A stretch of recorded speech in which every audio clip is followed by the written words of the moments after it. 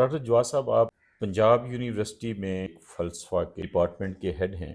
उस्ताद की हैसियत से आप कोई दिक्कतें, कोई मुश्किलें समझते हैं? पाकिस्तान एक आफ्टर ऑल रिलीजियस मुल्क है। जी, सबसे पहली बात ये है आरिफ साहब कि हम ये समझते हैं ये एक कॉमन फैलेसी है, हुँ, कॉमन परसेप्शन भी नहीं मैं कह रहा, ये हुँ, फैलेसी है हुँ, कि अब जो फ़लसफ़ी के लिए कोई एथिस्ट होना या इरिलीजियस होना हुँ, जैसे बहुत ज़रूरी हो गया है। हुँ, हुँ, और ये जो या फिर अदर वे राउंड भी मैं ठीक नहीं समझता हुँ, कि अगर कोई रिलीजियस आदमी है तो अब वो हर तरह से कोई गैर अक़ली बात ही करेगा। हुँ, नहीं, हुँ, ये अच्छा है रिकॉर्डिंग में मैं कह दूँ, मैं हुँ। वैसे भी कहता जी, रहता जी। हूँ। ये एक तासुबात, इससे भी तो मुल्क को नुकसान हो रहा है हुँ, कि ये राइटिस्ट है, ये लेफ्टिस्ट हुँ, है, ये सोशलिस्ट है, ये मैं तरक्की पसंद हूँ। अब ये तरक्की पसंद होने का मकसद ये नहीं है कि मैं सबको तनज़्ज़ुल पसंद कह के गाली दूँ। हुँ, हुँ, अच्छा, पंजाबी से मोहब्बत का ये मतलब ये है कि मैं उर्दू को हर वक़्त बुरा कहूँ, यही हुँ, हो रहा है? हुँ, हुँ, अच्छा, या सिंधी दानिश्वर होने का यही मतलब है कि अब मैं इंटीग्रेटेड पाकिस्तान की बात ना करूँ। हुँ, नहीं, ऐसी बात नहीं है। मैं आपको, चूँकि ये फ़िलॉसफ़ी डिपार्टमेंट है और हम लॉजिक और क्रिटिकल थिंकिंग के बहुत कायल हैं, हुँ, इस तमहीद के बाद अब मैं आपको लॉजिक और रेफ़रेंस से साबित करूँगा कि ये कितनी बड़ी फ़ैलेसी है। हुँ, आरिफ साहब, हमारे अ, जो बड़े-बड़े फ़लसफ़ी हुए हैं, हुँ, मैं अब चंद एक नाम लेता हूँ। हुँ, सोक्रेटिस, हुँ, प्लेटो, हुँ, एरिस्टोटल, हुँ, अ, डेकार्ट, हुँ। स्पिनोज़ा, जी, जी। हुँ, लाइबनिज़, लॉक, बार्कले, ह्यूम, काफ़ी हद तक कांट और हेगल, हुँ, ये सारे खुदा को मानने हुँ, वाले हुँ, हैं। या मुझे बता दें अगर मैं गलत कह रहा हूँ। हाँ, हुँ, ये मानते डिविनिटी को ज़रा अपने ढंग से हैं। हुँ, हुँ, किसी वो मोहल्ले के ज़रा मौलवी की ज़हनी, और इसी ढंग से मैं खुद मानता हूँ। हुँ, इसी ढंग से हुँ, मैं खुद मानता हुँ, हूँ। अच्छा, उसके और ये जो बार्कले है हुँ, इतना बड़ा ना, ये तो एक ज़माने में बिशप रह हुँ, चुका था। हुँ, ये जो हमारा बार्कले है, हुँ, जिसकी बहुत मशहूर स्टेटमेंट है कि the world exist because we perceive hmm, it. Hmm, तो वो एक ज़माने में बाकायदा चर्च में था।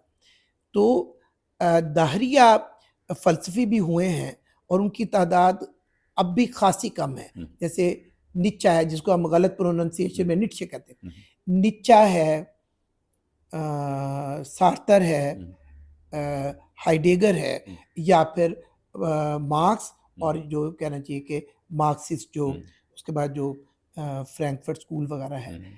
तो ये सबसे पहली बात तो यही मैं कहूँगा कि ये डायकॉटमी ही गलत है। डॉक्टर ये साहब। डायकॉटमी एक तासुब पे बनी हुँ, है, आइदर और, कि हुँ, यहाँ है तो यहाँ है, हुँ, हुँ। ऐसे नहीं है। अच्छा डॉक्टर साहब, एक उस्ताद की हैसियत से क्या आप ये समझते हैं कि मज़हब में और फ़लसफ़ा में कोई कॉन्फ्लिक्ट नहीं है?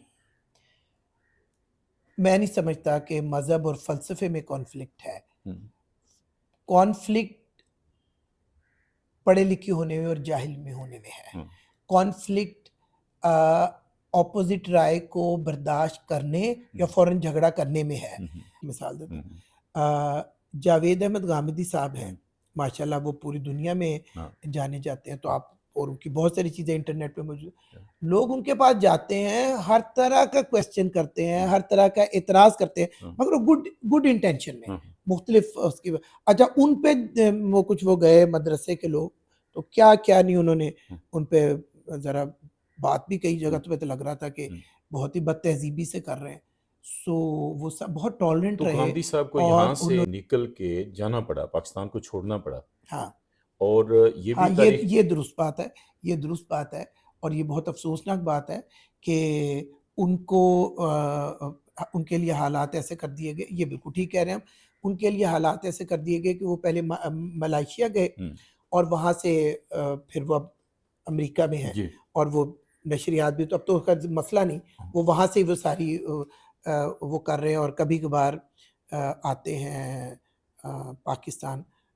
ये तो बिल्कुल। है, ये तो है। अच्छा, दूसरी बात ये कि हिस्टोरिकली हमें बहुत से नाम ऐसे मिलते हैं, जिनको मुख्तलिफ़ अदवार में, जिसमें मुस्लिम्स भी हो सकते हैं और नॉन मुस्लिम भी हो सकते हैं, जो स्कॉलर्स थे, फ़लसफ़ी थे, एक फ्री थिंकर जो थे, उनको इन लोगों ने, फ्री थिंकर्स को मारा, कत्ल किया गया, सजाएं दी गई, बहुत सारी अजीज़तें उनको सहना पड़ी। क्या ये बात दुरुस्त नहीं है? ये बात पूरी तरह दुरुस्त नहीं है। हम्म, फ्री थिंकर्स को अपना आरिफ साहब मैं रेफरेंस दूंगा हाँ, ताकि पक्की बात हो, ऑन रिकॉर्ड रहे। हाँ, फ्री थिंकर्स को सिर्फ मारा नहीं गया, हाँ, मेरे नुक्ता नज़र से मुख्तलिफ बात करने पे मारा गया। हाँ, मसलन हाँ, हमारे मोतज़ला और अशायरा हाँ, मुस्लिम फ़लसफ़े के इब्तदाई दौर में, वो मुर्जिया, वादिया और जबरिया, कदरिया के बाद हाँ, वो हमारे बाकायदा थियोलॉजी हम हाँ, कहते हैं, हाँ, उसको अंग्रेज़ी में हाँ, इल्मुल कलाम के हाँ, लोग, हाँ, कलाम के हाँ, लोग उर्दू हाँ, में कहते हैं। तो ये ठीक बात है और बड़ा अनफॉर्चुनेट है कि अगर बादशाह फॉर एग्जांपल हाँ, एक नुक्ता नज़र का हो गया हाँ, तो दूसरों को टॉर्चर किया गया, हाँ, मारा गया। मगर फ्री थिंकिंग का लफ्ज़ आप यहाँ नहीं ना बोल सकते। वो भी मुसलमान है, वो भी मुसलमान हाँ, है, वो भी अपने नुक्ता नज़र में से कुरान शरीफ में से हाँ, ही हवाले दे रहे हैं, हाँ, वो भी कुरान शरीफ में से हाँ, हवाले दे रहे हैं। फ्री थिंकर्स को इतना मारा नहीं जाता, हम्म, अपने तासुब में अपने से मुख्तलिफ बात करने वाले को मारा जाता है। और ये सिर्फ मजहब के दायरे में नहीं होता। अब अच्छा आप देखिए किस कदर डेडली वॉर्स हुई हैं, आपको भी पता है, मुझे भी पता है। एक तो फर्स्ट वर्ल्ड वॉर, हाँ, और फिर उससे भी डेडली हुई है जो 6 साल चली है, हाँ, 45 तक। हम्म, तो इसमें कोई मजहब का इशू था? हम्म, बिल्कुल नहीं। हम्म, अब आप एक कौमियत के मसले को उठा लें, आप नेशनैलिटी को उठा लें, ज़बान के मसले को हम्म, मसला ये होता है कि हम्म, कहीं किसी जगह पर किसी सियासतदान ने या किसी रियासत ने या किसी ग्रुप ऑफ पीपल ने हम्म, किस मसले पर किस मसले पर और कितनी गैर जिम्मेदाराना तौर पर सियासत की, हम्म। अच्छा, उस पर मजहब, लोग मरे, उनको क्या ऐसे। अच्छा, मजहब के हवाले से डॉक्टर साहब, एक तो ये है कि वो एक कोड ऑफ लाइफ है, और जो फलसफा है उसके मतलब ये है कि बियॉन्ड द लिमिट आप थिंकिंग कर सकते हैं, आप सवाल कर सकते हैं, आप अपना कोई आर्गूमेंट जो है वो बिल्ड कर सकते हैं। तो क्या इससे कन्फ्लिक्ट नहीं होता? नहीं, कॉन्फ्लिक्ट नहीं होता। अगर पहले से ही किसी तासुब ज़दा, आप ये मानेंगे मियाँ साहब, अगर मैं गलत हूँ तो हाँ, आप मुझे ठीक कर दी। तासुबात मैंने जितने मजहबी लोगों में देखे, हम्म, मैंने उतना ही पुरतासुब गैर मजहबियों को पाया। हम्म, अब आप देखें कि ये जो पक्के पक्के कम्युनिस्ट होते हैं, हम्म, अब आप बैठ के दिखाएं हाँ, हाँ, 10 मिनट, हाँ, हाँ, ओ माय गॉड, हाँ, आप लाख कहें हम्म, कि दास कैपिटल तो कोई मजहबी किताब नहीं है, तो ऊपर ऊपर से उन कह दे कि हाँ हाँ हम्म, मार्क्स ही लिखी हम्म, हुई है। अच्छा, अब दास कैपिटल वो जो क्लासिकल मार्क्सिस्ट हाँ, हाँ, 1936 के, हाँ, हाँ, जहालत के भी हाँ, अपने दर्द है हाँ, ना। हाँ, 2024 में किसी का नाम नहीं ले रहा, और नाम भी अगर जरूरी होगा तो लूंगा। हाँ, 2024 में बैठे हैं हाँ, और 1936 का मार्क्सिज्म भिगा रहे हैं। हाँ, उसके बाद आपने न्यू मार्क्सिज्म क्यों नहीं पढ़ा? हाँ, फ्रैंकफर्ट स्कूल क्यों नहीं पढ़ा? हाँ, आपने मार्कूजा को और एरिक फ्रॉम तो चलो बाद में नाम आएगा, हाँ, ज्यादा अवामी है, मार्कूजा को और डॉर्नो को क्यों नहीं देखा? हाँ, हाँ, तो उन्होंने भी, मेरा ख्याल इंसान इसमें खुश रहता है कि पढ़ना भी ना पड़े, पिता भी ना मारना पड़े, और दाद भी मिलती जाए, कि इनका बड़ा नुक्ता नजर है। हाँ, हाँ, क्या नुक्ता नजर है हम्म, जो चेंज ही नहीं हो रहा? हम्म, क्योंकि तुमने 40 साल कुछ पढ़ा ही नहीं। हम्म, सो ये लड़ाइयाँ होती हैं तासुब से, झगड़े होते हैं अपने नुक्ता नज़र से बाहर किसी नुक्ता नज़र को ना मानने से। हम्म, इसको लाजमन एसोसिएट करना मज़हब के साथ, या लाजमन ये देख, और ये तो मैं तो आपको सारे रेफरेंस से ही बात कर रहा हूँ। बहुत इसमें मुझे एक, हम जो बात कर रहे हैं इसमें मुझे मौलाना वहीदुद्दीन की एक बात याद आई, और वो हम्म, मुझे लगता है यहाँ बड़ी हम्म, फिट इन हो रही। हम्म, वो कहने लगे कि हमें ऐसे लगता है, यानी मौलाना को ऐसे लगता है हम्म, कि इंसानियत को खुदा के मानने में हम्म, कभी इतने मसाइल का सामना नहीं करना जितना उसका सही तस्वुर बांधने में। हम्म, मैं यहां तक कहने को हम्म, तैयार हूं कि कैसे कॉन्फ्लिक्ट में मान लूं रिलीजन का, फलसफे का। खुदा को मानना इंसान की एक अकली मजबूरी भी है, हम्म, अकली मजबूरी। मैं कोई, ना मैं फेथ का लफ्ज बोल रहा हम्म, हूँ, कैसे मैं उसकी वजाहत हाँ, करूंगा, हम्म, ना मैं फेथ का लफ्ज बोल रहा हूँ, और ब्लाइंड फेथ का तो सवाल ही पैदा नहीं होता। हम्म, ब्लाइंड फेथ ही करना है तो हमने क्या फल। हम्म, खुदा को मानना इंसान की एक अकली मजबूरी है। कैसे? कि जैसे ही मैं होश में आया, जब भी आया, अगर बहुत ब्रिलियंट हूँ तो 15-16 साल की उम्र में आ गया या तो मैं रिकंसिडर कर रहा हूँ चीज़ को कि मैं हूँ, मेरे साथ दूसरे अफराद हैं, मेरे माँ-बाप हैं जिनकी वजह से मजाजी सतह पे मैं पैदा हुआ हूँ। ये जमादात, नबातात, हैवानात ये सब। तो ये कहाँ से आ गया? कैसे हुआ? अब मसला ये है कि मैं और मेरे माँ-बाप और ये सारी चीज़ें अपनी तौजीह आप नहीं करते, बिल्कुल नहीं करते। अगर ये अपनी तौजीह करते हैं तो हम भी छोड़ देते हैं, अल्लाह को ना मानना, मैं तो फ़ौरन छोड़ दूँगा। ये अपनी तौजीह नहीं करते। मुझे लामहला एक ऐसी हस्ती को मानना है क्योंकि मैं सेल्फ एक्सप्लेनेटरी नहीं हूँ। इसमें आप खुद बताइए कि बेशक बात मज़हब के असबात में जाती है, मगर मेरा तरीक़ेकार महज़ सिर्फ़ और सिर्फ़ फ़लसफ़ियाना है। ये मैंने किसी मौलवी साहब से नहीं पूछी है। यानी आप ये कह रहे हैं कि ये मेरी अक़ली मजबूरी है। अक़ली मजबूरी है। अक़ली मजबूरी के तहत यानी फ़र्क हो सकता है। आपकी अक़ली मजबूरी हो सकती है कि आप किसी तरह से ये साबित करने की कोशिश करें, एक नुक्ता नज़र बनाएँ कि गॉड है। और नहीं, बहुत सारे मुझे लोग मियाँ साहब मुझे साबित करने की ज़रूरत नहीं है। मुझे साबित करने की ज़रूरत नहीं है। मैं एक कॉमन सेंस बेस्ड आपको बात करता हूँ। आप उसका जवाब दीजिए, तो अभी बात हो जाती। ये एक मामूली सी ऐनक है। मैं इसके बारे में इतनी उम्र मेरी हो गई, मेरा सारा तजर्बा, मुशाहदा, एक्सपीरियंस और व्हाटएवर ताला ये नहीं मान सकता कि ये खुद से बन गई है। ये खुद से बन गई है। एक एथीस्ट कितनी आसानी से ये ज़्यूम कर लेता है कि ये सूरज, चाँद, सितारे, कायनात ये सारी खुद ब खुद पैदा हो गई है। मैं बतौर फ़लसफ़ी ये समझता हूँ कि खुदा को मान के चलना, खुदा को ना मान के चलने की निस्बत ज़्यादा कॉमन सेंस के करीब है और लॉजिक के करीब है। इस पे गौर करिए कीजिए। डॉक्टर साहब, एक तो बात ये है कि गॉड है, इस वजह से ये चीज़ें हैं। यही आपका नुक्ता नज़र, यही आपने बयान फरमाया।